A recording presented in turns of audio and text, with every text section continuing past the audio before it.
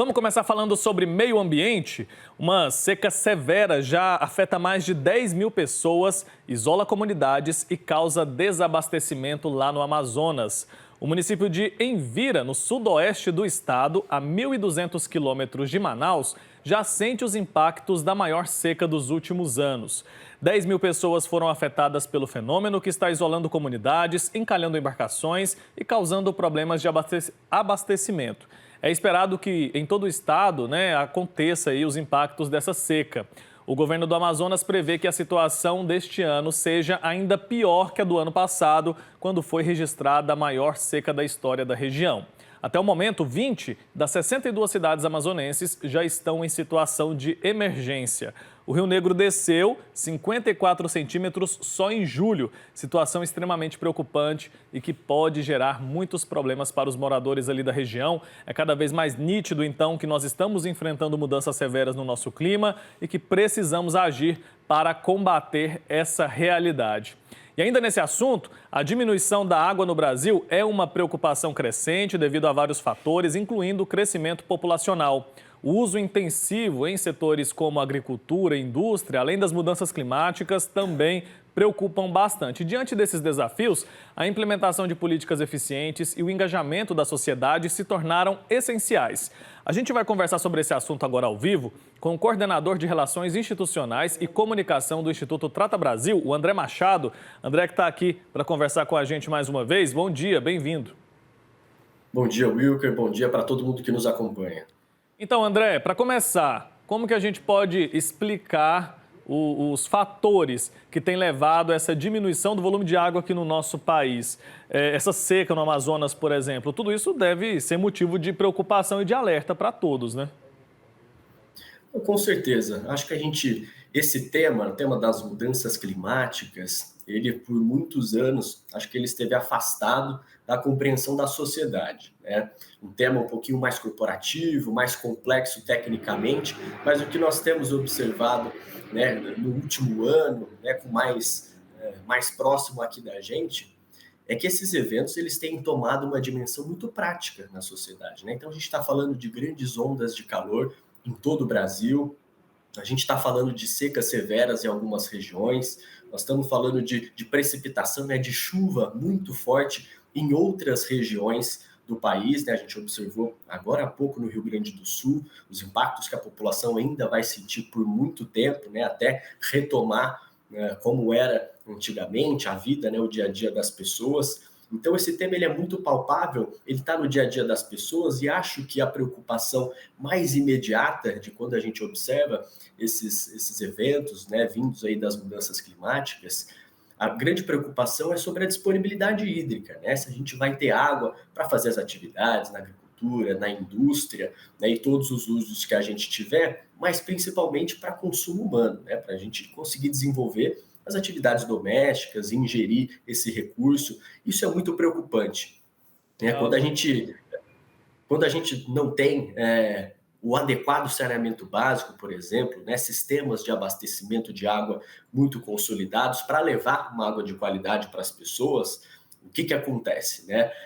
A gente não tem esse sistema consolidado, estamos vendo secas severas, disponibilidade hídrica baixando, o custo para a gente poder produzir uma água de qualidade, ele vai ficando maior, porque se uma fonte seca, a gente vai ter que buscar essa água de qualidade em um outro manancial. Aí a gente começa a observar vários riscos envolvidos, né? Um risco ambiental, você começa a ver ali que a gente está pressionando outros corpos hídricos que não deveriam estar sendo captados água desse manancial se a gente tivesse feito todos os cuidados para ter uma disponibilidade hídrica adequada, né? Então, é preciso observar várias dessas nuances e poder atacar em políticas públicas, né? Pensar, planejar o nosso cenário de disponibilidade hídrica para levar água para as pessoas.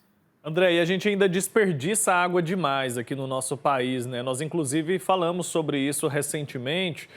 até que ponto esse desperdício pode ter relação com essa baixa na quantidade, no volume de água que a gente tem disponível aqui no nosso país? E quais são os outros fatores que podem estar contribuindo também para que a gente tenha essa diminuição? Eu falei no início aqui da nossa conversa sobre o uso que é feito pela agricultura, pela indústria também, o aumento da população. Isso, de fato, tem feito a diferença? Olha, se a gente for observar, esses usos, eles vão precisar continuar acontecendo, né? A gente tem um desenvolvimento econômico e social para buscar, né? É um curso natural aí, a população ela vai aumentar, a gente vai ocupar cada vez mais as áreas urbanas, né? Então, vamos concentrar a população nos centros urbanos, a gente vai demandar utilização de água para o desenvolvimento acontecer. Agora, o mais importante é fazer isso com planejamento, né? Então a gente precisa antecipar aos problemas, a gente já está observando problemas naturais acontecendo e nós precisamos antecipar, né? Então fazer planos de mitigação, desenvolver o plano diretor das cidades, os planos municipais de saneamento básico, né? Integrar esses planos com planejamento urbano, de moradia, de habitação, né, para a gente conseguir pensar em políticas públicas adequadas. Não tem como a gente retroceder de um desenvolvimento que virá, mas é importante que a gente o faça com consciência, né, antecipando os problemas. O que a gente observa hoje é que a disponibilidade hídrica vai passar a ser um problema, né, por tudo isso que a gente está observando aí de mudanças climáticas já observáveis, e um ponto importante é, de fato, da operação, né? Então, se algumas fontes, alguns corpos hídricos, eles estão secando, está mais difícil da gente captar água por ali, e a gente vai ter que buscar essa água de outras fontes, esse é um ponto. Mas do outro lado, da água que a gente já tem disponível, que a gente deveria levar para as pessoas, nós estamos desperdiçando no meio do caminho por vazamentos, por pequenos furtos ali no encanamento, por falta de tecnologia, de manutenção desse sistema. Então a gente já tem água disponível em boa qualidade para entregar para as pessoas, a gente não está conseguindo entregar. Em média, de cada 10 litros que a gente produz no Brasil de água de qualidade, a gente perde no meio do caminho 4 litros, né? Então 40% dessa água é perdida. É preciso, então, melhorar, né, essa capacidade operacional, capacidade técnica mesmo, de cuidar desse recurso e levar para as pessoas para o desenvolvimento social e econômico que precisa ter e planejar, né, para os próximos anos, né? As mudanças climáticas elas são uma realidade, já estão acontecendo, então a gente precisa, enquanto município, estado, país, decisores públicos, pensar as políticas públicas, antecipar aos problemas e utilizar esses instrumentos, esses planejamentos todos para conseguir guiar o desenvolvimento das cidades. Perfeito. Então, como você disse, a gente não tem como evitar o crescimento da população, a necessidade do consumo da água, isso tudo deve também crescer em proporção ao aumento da população e tudo mais. Mas a gente tem sido desenvolvido, isso já é uma preocupação, já tem sido feito algo com relação à criação de tecnologias para que a gente consiga produzir o mesmo tanto que a gente produz hoje, gastando menos água. Evitar o desperdício, claro, é essencial, né? Desperdiçar 4 de cada 10 litros é algo impensável, a gente não pode tolerar isso, naturalizar isso, a gente precisa pensar em soluções. Mas também tem tecnologias para que a gente possa continuar com a agricultura produzindo, com as indústrias produzindo, consumindo uma quantidade inferior de água. O que já existe com relação à tecnologia para quando a gente trata desse tema? Acho que tem muita coisa acontecendo, né? E se a gente for observar aqui o que a gente pode fazer, né, para ter um uso mais racional dessa água, aproveitar a utilização da água, eu acho que a água de reuso é um dos principais pontos aí de atenção para a gente desenvolver a tecnologia, aplicar cada vez mais, que é aquela água que você reutiliza, né? Existe uma água com padrões de qualidade intensiva ali para consumo humano, e existe uma água que é produzida que pode ter uma qualidade inferior, mas ainda assim ela consegue ser boa, de boa qualidade, para a gente desenvolver diversas atividades ali do dia a dia, lavar uma calçada, né? Enfim, utilizar na indústria para alguns processos, né? A água de reuso, essa reciclagem do uso da água, ela é importante. Ela já existe em diversos locais do Brasil e precisa ser cada vez mais ampliada para a gente não precisar ter aquela captação intensiva do manancial, água bruta, porque o custo energético para puxar uma água, para produzir, tem os produtos químicos ali, tem toda a mão de obra, enfim, é um custo intensivo. Você já pega essa água que está sendo utilizada de boa qualidade, né? Depois tem o tratamento dessa água na estação de tratamento e você reutiliza, você inicia um novo ciclo dessa água que já está ali disponível sem ter que captar ela do manancial de novo, né? É uma das tecnologias que já existem aí, mas tem outras, né? Então a gente está falando de captação de água, de produção para atividade humana, né? Seja ali no setor agrícola, nas indústrias, nos hospitais, para consumo humano.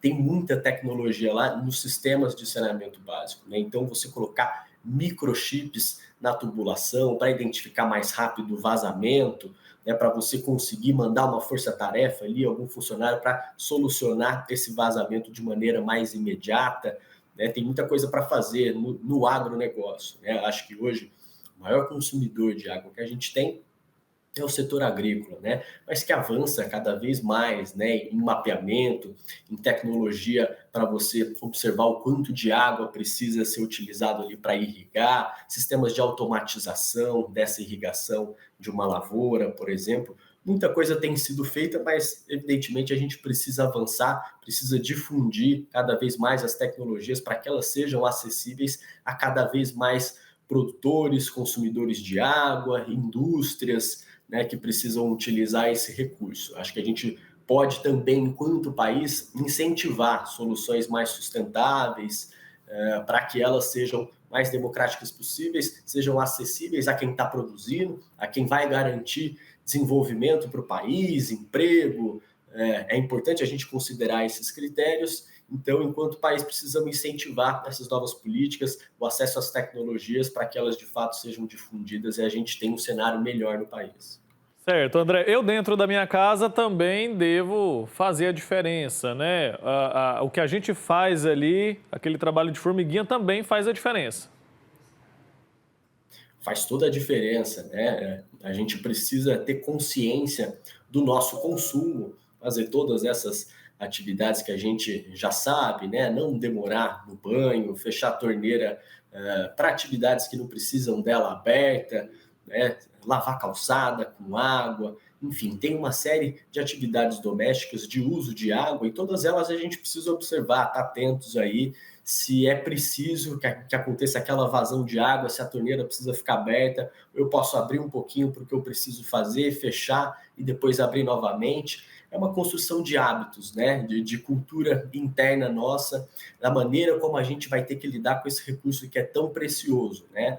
A gente vai evoluindo ao longo dos anos, adquirindo novos hábitos diante da realidade que nos cerca. Importante a gente estar atento, né? Estar bastante atento, porque o recurso hídrico ele é muito precioso, né? Sem água a gente não vive, a gente precisa cuidar bem aí desse recurso tão importante e cada um fazendo a sua parte, o somatório de todas essas ajudas é o que vai trazer segurança para a gente no futuro enquanto país. E estamos falando de hábitos domésticos, mais uma consciência social para a importância das políticas públicas, para a importância, por exemplo, da gente ter sistemas efetivos de saneamento básico, né, entregando água para a população, são igualmente importantes, né? Então, se dentro de casa eu tomo cuidado na consciência ali das minhas atitudes diárias, em outro âmbito, né, numa consciência mais expandida de como é que eu estou observando essa água chegar para o município, para o desenvolvimento das cidades, eu preciso cobrar dos decisores públicos, de quem está representando ali a população nos cargos de poder, né, quem tem a caneta na mão, para que essas pessoas elas tenham políticas públicas, elas tenham visão de país, de município, para o que a gente precisa construir. Eu acho que isso é muito importante. A gente tem uma janela de oportunidade nesse ano, inclusive, né? É um momento de eleições no Brasil. A cada 2 anos temos eleições. Em 2024 vamos ter as eleições municipais e é inclusive o prefeito e a Câmara de Vereadores, o município, né? Os responsáveis, por exemplo, por encaminhar soluções de saneamento básico. Saneamento básico é um serviço público municipal. Então é importante a gente ter essa consciência, cobrar os decisores para que eles apresentem soluções aí nas suas campanhas, né, nos seus programas de governo, para que a gente consiga votar aí utilizando o acesso a saneamento básico, por exemplo, como um critério de voto. Perfeito. É isso mesmo, a gente precisa se atentar a essas questões que muitas vezes ficam ali de lado, né? Porque não é algo que a gente consiga visualizar de forma muito concreta, mas as realidades, as mudanças climáticas estão aí e a gente precisa sim se preocupar com elas. Obrigado, viu, pela sua participação mais uma vez, pelo alerta para quem está em casa. Você aí proteja-se, né? Cuide dos recursos hídricos que a gente tem, economize da forma que puder, tenha certeza que vai fazer a diferença. André, até a próxima. Bom dia. Bom dia, tchau, tchau.